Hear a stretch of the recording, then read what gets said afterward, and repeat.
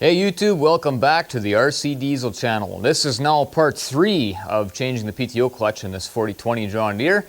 Up to this point we have the tractor split, we've got our new clutch all installed, everything is set up, and now today we're going to go into this and we're going to replace our release bearing for the PTO clutch, our release bearing for the traction clutch, and I think we're going to have some trouble with our shift forks we're going to have to figure out as well. Let's dig in. Now I got the clutch side of it all done. I got to tackle these release bearings because they are no good. Okay, so we got to get this bottom shaft out of here to get this fork dropped out of the way so I can get in behind and take the snap ring off the clutch shaft and get the clutch shaft out so that I can take this whole assembly out so that I can replace these two thrust bearings. You have to remove this from the right hand side of the tractor out the left hand side because the press fit is in this side. This side is not press fit, so once we get it past this point, it should come out of there a lot easier.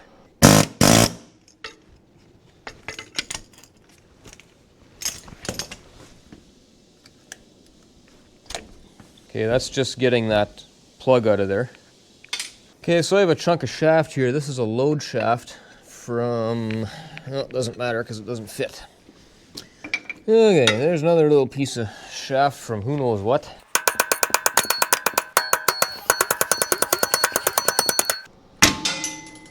There it is. Okay, so here we got our pin out, and that's the pivot for the PTO release bearing yoke.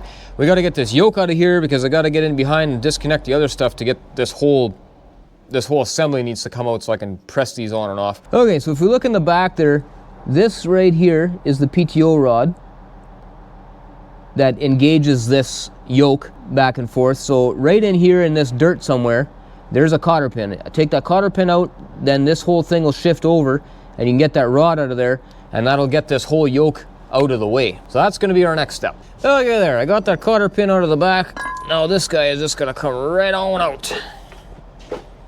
There we go. So it's a little tough to see, but right here we have a snap ring. And that snap ring needs to come off. And then this whole clutch shaft and everything can slide out this way and it will come out of that rear yoke in behind there. And once that is out, we can undo the bolts around here and slide this whole assembly out. I got that clip loosened off and moved out of the shoulder there. And you can see that I marked the spline so that I know where to line that up when I put it back together. Now on this side, we have a homemade battery box here, and I had to give myself a little bit more clearance so I can slide that shaft out. So now I just need to take off this return spring, and then I should be able to slide the whole thing out.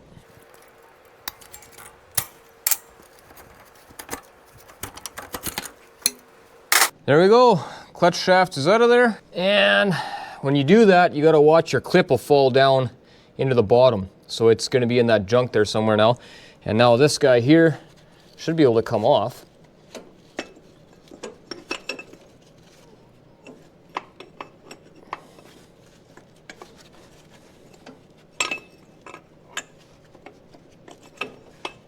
There we go. That's your fork for the release bearing, or throwout bearing for the traction clutch. Now I gotta take this grease hose off, which is peanuts, undo the bolts in behind there, which I'll show you in a second, and then this whole assembly will slide out. All right, now in behind there, you got those bolts right there on the sleeve. We have to undo the locking tabs on there, just bend those tabs over, pull those bolts out, and then this assembly will just slide off. I like to use a pry bar for that. I find that that curled end just works good for getting a good angle on those things and bending those tabs back.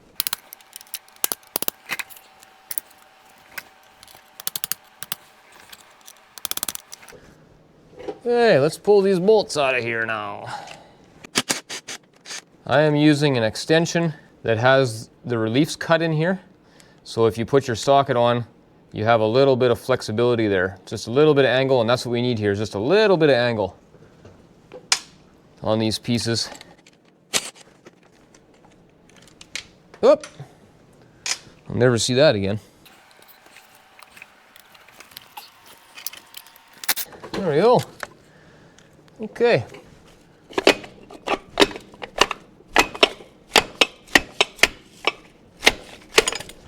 Whoop, there it all is. You have to kind of slam those release bearings off the end of there because this snout, because of the ears in the back, doesn't fit through that housing. So this has to stay. What they tell you to do in the book is to split the tractor back here and here when you're doing the clutch. You're supposed to split it here again, lift this out of the way, and then those shafts all come out. And then you can actually take this all apart without taking those other shafts out. But I'm not splitting that thing and whatever. I don't have an overhead crane to hang this all, and it'd be a mess. There's no way. So this will just have to stay there, and it is what it is. And there's all our pieces in the solvent tank, so I'm gonna wash this all up here. All right, I got this PTO release bearing housing fairly cleaned up. I got it clamped in the vise, just in there. So I should be able to take a couple of pry bars and just pry this apart now. Yep, there it comes, pretty easily.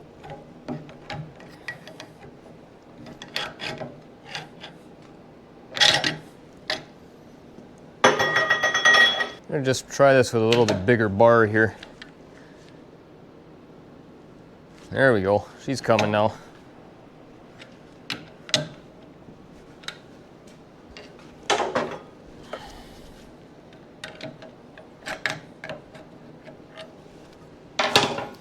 All right, so that's just the press sleeve. This is the actual bearing. So I'll go clean this up now. All right, so I got some problems here. So the first thing is, this is loose in the housing, so these welds are busted, so that's fine, I'll weld that back up. Next problem is the PTO release bearing fork. Look how much wear there is in that thing. That should just be a straight slot down, not a big rounded opened up end, and that's the good side. There's the bad side. So I think I'm gonna have to replace that thing. And this one is for the traction clutch, and it's really wore as well. You can see the odd wear marks in there. So probably both of those I should replace. And while I'm on this thing, it does have a dead spline, so you probably don't actually have to mark it, but that's okay. It's a good practice to always mark stuff before you take it apart. Then you're never guessing. These pins on here ride in there, and they're not very wore. They're actually in really nice shape. So it's just this end that's got to get changed. So I got to do some pricing and some checking on parts availability and talk to my customer, and we will see what we're going to do here. Okay, so I didn't get a price on this one. This one is almost $900 Canadian. So I think we're not going to do that. This one is about 500 bucks, but this flange right there that pushes against the fingers is getting pretty thin. I'm worried that if I put that one back in there, it's not going to be too long and it's just going to fold back and we'll be splitting this tractor again. This is the one that runs the PTO, and the PTO is the most used part on that tractor. So I think I better replace this. This is like 500 bucks. So that's awesome. So what we're going to do is I'm going to weld these up and cut them down with the grinder, make nice straight slots again. That's what I'm going to do for these two. This one I'm going to order a new one, and this one I'm going to weld these guys back up again so that this piece is no longer loose in there. So that's the plan. All right, so there's our release bearing fork. I squared off the reliefs in here, welded them up, ground them down. I think I got it pretty good. If I drop that housing in there, it pivots, it all works good. So I am not a welder, and I am not a machinist, and I am not a fabricator, but I can get a job done. There we go. Got that one all squared off now too. That's quite a bit better than it was, so I gotta go test fit this one now. And of course I cleaned out the back of that housing, got all the gook out of there, so that is nice and clean. I don't have to mess around with all that stuff now.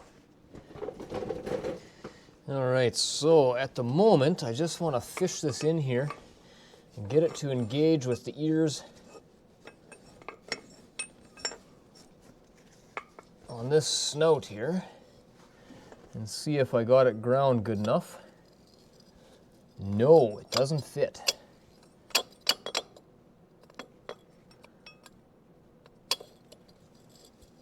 No, I gotta open these up even more.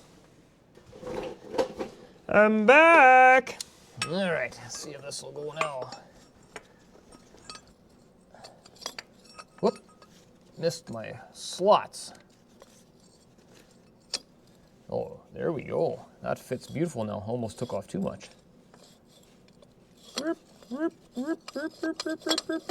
Yeah, that's what we're looking for. Nice, fits perfectly. Okay, then I'm gonna throw that clutch shaft back in there now that I know that this is all good. Now when you put yours together, don't forget, you got that snap ring that goes on there and that flat washer first.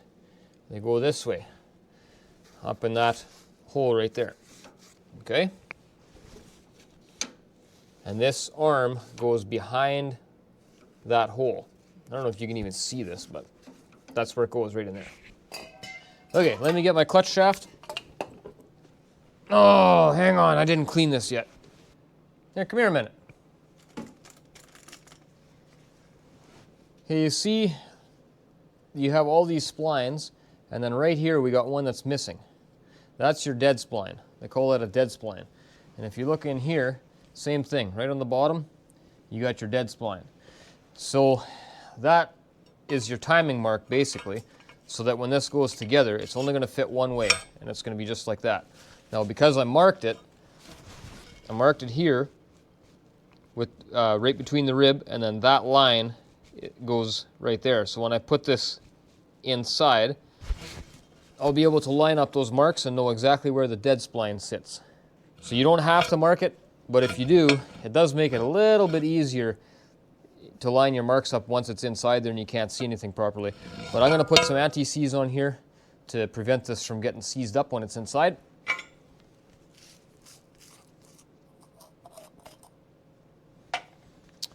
Here we go, some tente-a-seize. If you're not Mennonite, then that won't make any sense to you. Whoops. Well, this is way too much anti-seize, but that's what was on my ball, so I guess I'm going to waste a little bit today on my ball.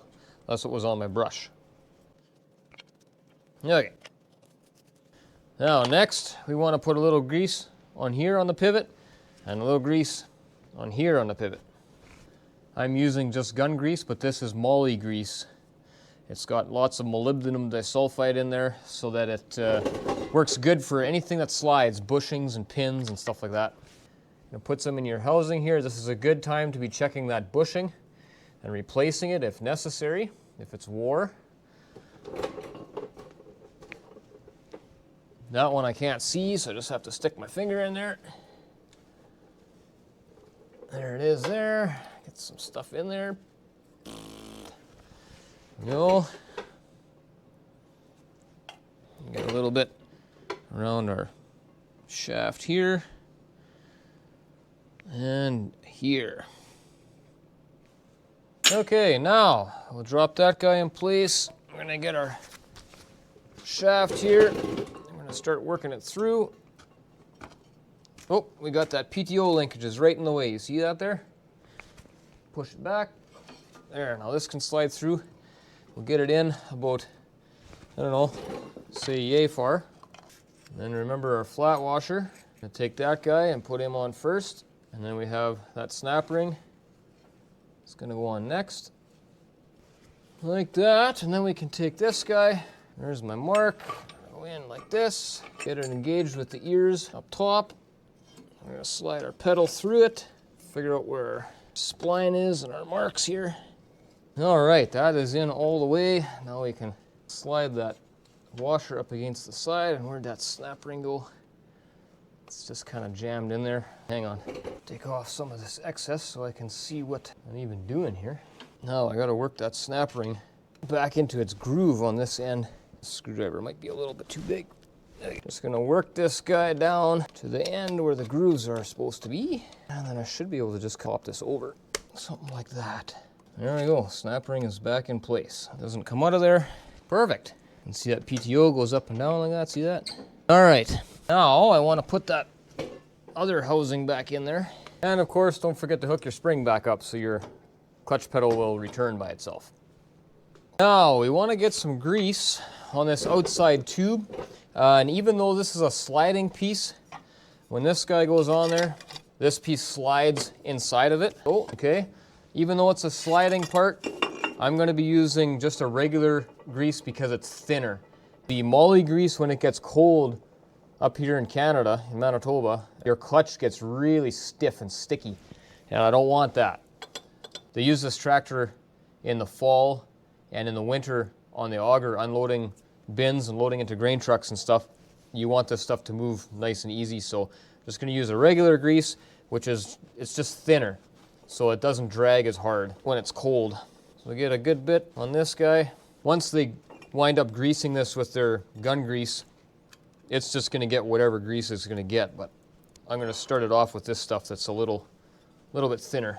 Get some inside this tube here as well. Put that hole to the bottom. All right, like that. Nice and smooth. All right, clean your stinking bolts before you put them in there. Clean your threads in the holes, clean the bolts. There's no need to be putting this stuff back together all dirty. It just damages the bolts and damages the threads, and next time it comes apart, it'll be a problem. Nah. And again, I like to use my little pry stick for bending those tabs over just because the angle on the end of it just makes it easy. Okay, it's time to press the release bearing together for the PTO. And seeing as the press is just sitting here waiting for something to do, I figure we'll use that. There's our housing, there's our release bearing. There's a plate I can stick over there. And I think I got a broken socket here I can use.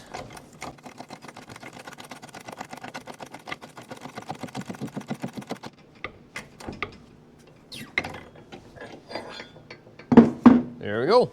Now you got to watch that release bearing because some of them matter which way they go. This one that I got with the kit is just a generic bearing, so it can go either way. But if you have like an original style one, like this guy, it has that shoulder, and that shoulder has to go to the inside. And then that collar would go on that side. It doesn't go that way. That doesn't work. It has to have that lip to the inside if you have that style of bearing. But it's just a regular one. I'm not going to put this collar on because this edge, this is the edge that contacts your PTO fingers, right? So he rides against those fingers just like that. And that release bearing pushes on those fingers, pushes them in, and that's what engages your PTO clutch. So there's always a contact between here and these fingers. And if you remember the old pressure plate, right there, these fingers are just completely worn away from that collar riding on them.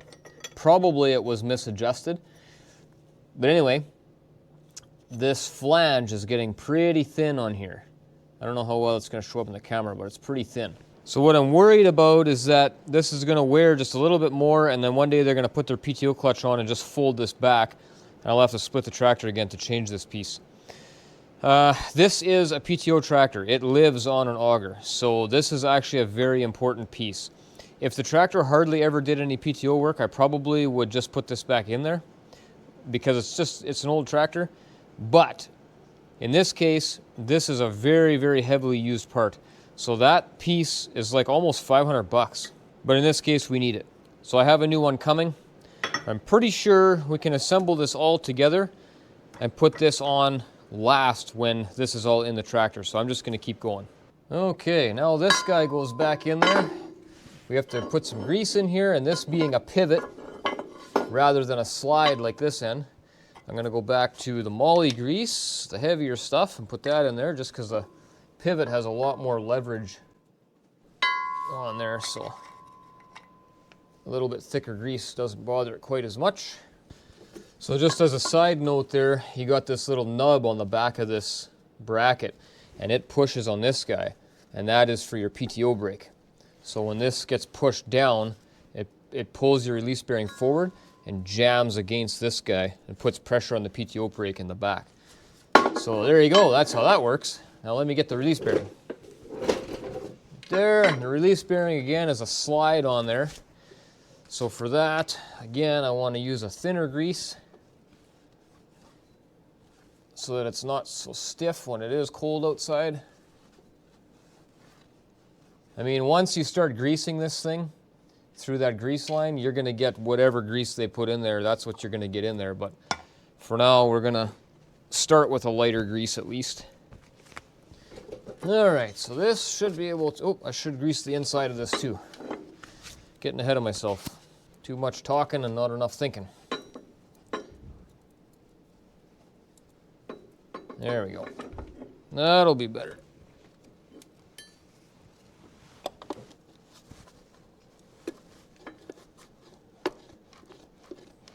Oh yeah, that's just like, this is like so nice. Okay, whatever. Now this is gonna go in. Oh, I guess I gotta put that. Yeah, we have to, before we get this all splined up and in there, the first thing we have to do is get our linkage hooked up in the back, because once this is pivoted in and splined, it's so hard to get in behind there, and you can't reach nothing. So, where's my lever here? Lift this up a little bit, like so. I don't know if you can even see in there. Like that.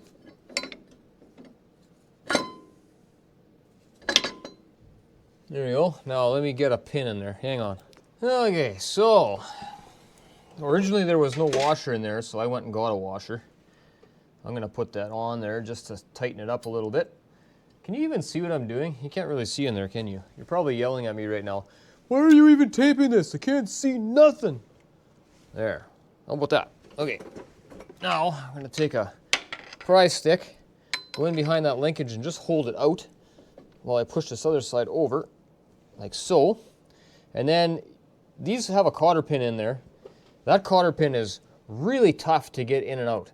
It's really tough to get it out of there, and it's really tough to get the new one in and bend those things around, because you can't really get your hand in there very well.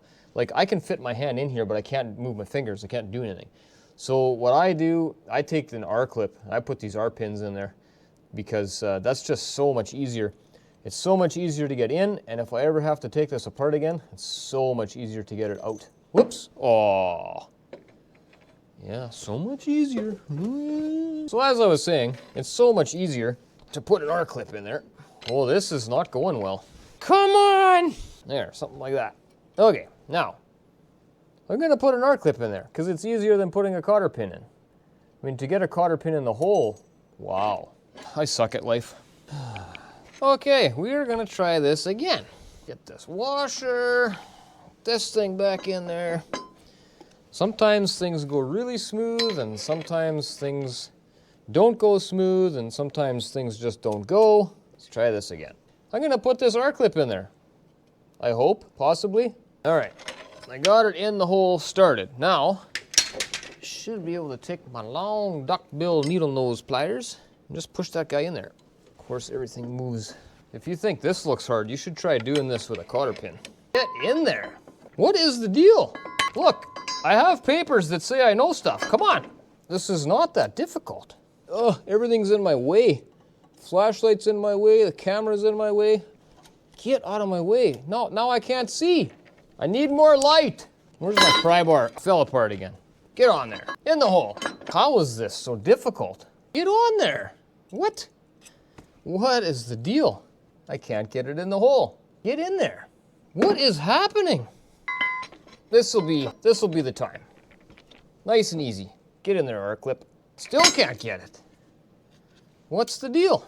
Why won't you get on there? It won't go in the hole. I can't get in the hole. There's a burr on the end of that R-clip. China. Gets me every time. Round 27. I didn't even know this was this difficult. Ow! Pinched out. Oh, my thumb. Easy now. Get in there! Oh, in the hole. The angle is just all wrong. It's there. Why won't it go in? Why won't you go in the hole? There it is. That was easy. Now we'll put our grease line on. That goes through that hole right there. All right, now we should be able to spline this together like that. And then I'm gonna push the shaft through this side. Just tap it in there with the hammer. Whoop. Now I need brass drift right to the other side. So this side of the housing is a press fit. So you don't want to be pushing it out that way because it's a press fit the entire way, whereas now I could just tap it in very lightly with a hammer straight across. So now I'm going to whack it through there until where the pin is evenly spaced in these two housings. There's a plug on that side I'll show you yet, and on this side, and then you can just kind of hammer it through until it's about even. Okay, how's that? Seems like that's about where it was sitting before. Okay, so there's where your pin sits inside there. You probably can't see it very good. It's tough to get the camera around this step, but that pin is sitting inside there. And then if we go around to the other side, there's our other pin boss, and that pin is sitting back inside there. There you go, now you can see it. There we go. So now I'll throw the frost plugs back in these ends, and that's it for that part. All right, I tightened up the grease fitting on the other side there. Now we've got our release bearing to put on. Now this collar has a grease fitting, and it was missing, so I put one in here. This is very important. This is what greases your release bearing. So make sure when you put this on, you can see how your port is right there, and then it's going to fill this cavity with grease all the way around. So you have to make sure you put this on the right way. If you put it on this way, that shoulder prevents the grease from coming this way. Yeah, it has to be with the shoulder to the back, okay? And that way, when you put your release bearing up against there, see how it has that little divot there? That's where the grease is going to flow into your release bearing. So you want these two to go together like that. Clear as mud? Okay, perfect. The other thing is you want that grease zerk to be at the bottom, because that access hole in the bottom is where you're going to come up through with your grease gun to grease this. So put it towards the bottom, get them on your shaft. So now you can see this opening just right in here, right? Now that opening coincides with this guy, so this is going to go this way. And you can have this at any point, because at anywhere where it's open here, grease is going to get through and get into that. So this doesn't matter now if it's, it has to be this way. It has to be on there like with this side facing this way, not backwards, but it can be in any orientation around like this. That part doesn't matter. So we'll get him on there. Just tap that in place. Oop. It's not a very tight fit. You don't have to hit it very hard. There you go. That release bearing is on there.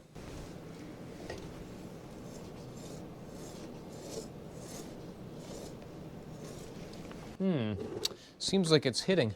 So this collar has that rib on it there, and that is to act as a spacer to get around this shield. And, well, you can see where it's been hitting here.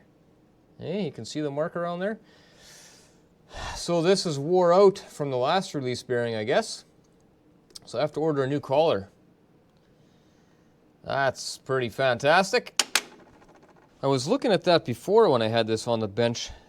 Like, I can catch my nail on the edge of it there. So I knew it was wore, but there's still quite a bit of a lip there. I didn't think it was wore that far, but I didn't actually test fit it until now. But yeah, there's no gap there, so I put that on there. It's right up against. So I ordered a new one of these collars, but I won't get that till next week. That's pretty great.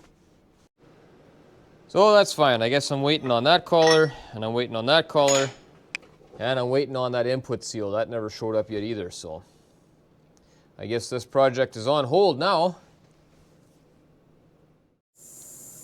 I got parts. Let's take a look at the differences between the worn stuff and the new stuff. Like those two there. Look at the difference in the thickness of those flanges. Let's measure them. So the old one measures 0.845, 0.83, something like that. The new one, 0.1265, 1255, 125. That's quite a bit thicker. That is a huge difference between the two of them. So this one's going to be a lot stronger, obviously. And what about this guy? If we take the old one and lay him on the release bearing, there's no gap here, right? And if we take the new one, put it on there, now you can see there's a gap. So this one will not rub that backing like the old one did.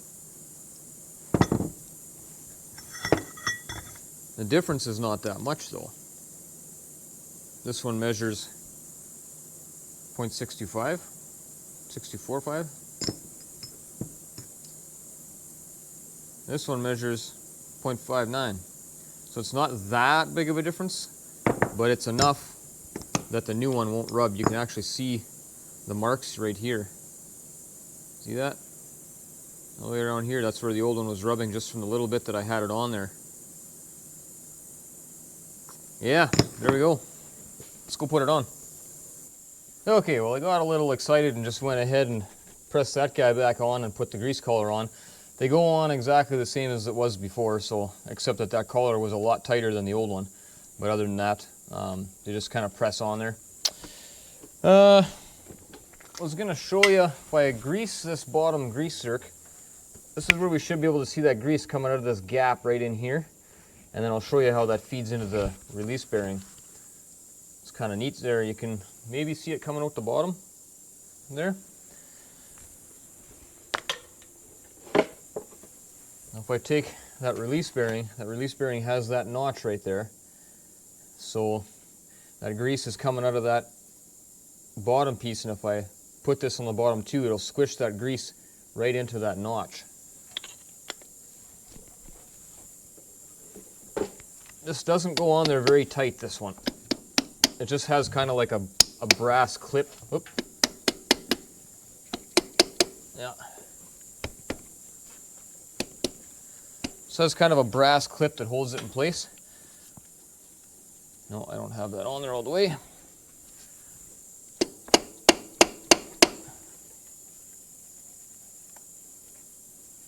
That's better. Okay. So now when you grease the bottom, some of that grease is just going to squirt out of there, but a lot of it is going to squish right into that release bearing. There, I don't know if you can see it coming out the bottom there. If I spin this a bit, then you will for sure see the fresh grease coming there. All right. So that's how that works for greasing your release bearing. That's done through that bottom access cover. So now this one is for your traction clutch. See if I work the pedal, goes like that. So this inside one will press against these inside fingers and release the spring clutch. The clutch is held engaged by spring and disengaged by relieving the spring pressure by pushing on those. And the PTO clutch is the opposite. The PTO clutch is loose. That disc can move around in there. And then when you put pressure on these ones with this guy, then it puts pressure on that clutch and locks it up. So if I just work the PTO lever, that one comes out, and so they can work independently of each other. Just like that. Give you a better angle. There. Okay, that's that part. Okay, now on the shaft seal, nothing too crazy here, just knock the old seal off. There's the new one. Grease your lip on the inside, grease the shaft a little bit, and this one does not have any Loctite on the inside to hold the seal on, and it's just a very small shoulder there, so I'm going to take a little bit of Loctite, and whoops, that's a lot of Loctite. Okay, I'm going to take a lot of Loctite and go around this guy.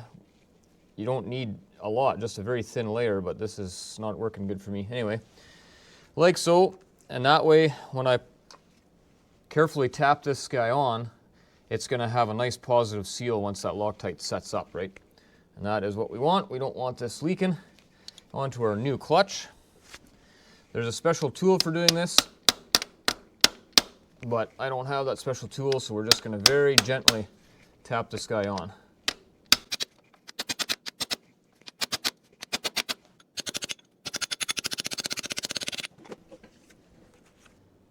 There we go, that seal is in place, looks good.